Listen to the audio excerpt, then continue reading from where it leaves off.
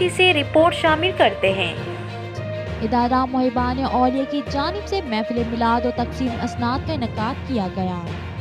पीर तरीक़त रहबर शरीयत हज़रत औलामा मौलाना मोहम्मद नुमान कादरी की ख़ुसूसी आमद।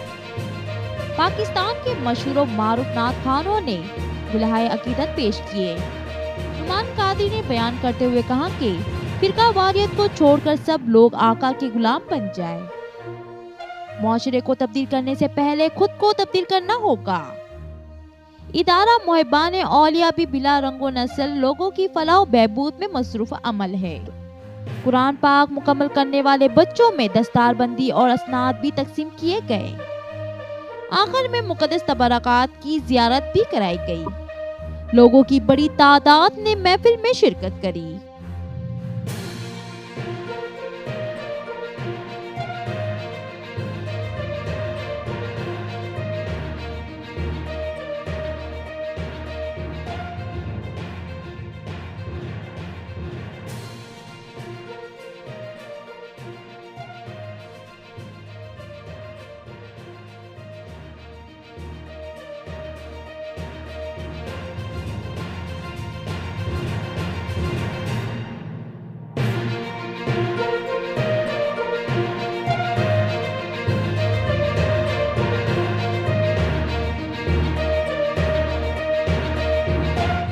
टाइम्स ऑफ पाकिस्तान में फिर वक्त इतना ही। मज़ीद जानने के लिए हमारा यूट्यूब चैनल सब्सक्राइब कीजिए और फेसबुक पेज को लाइक करें।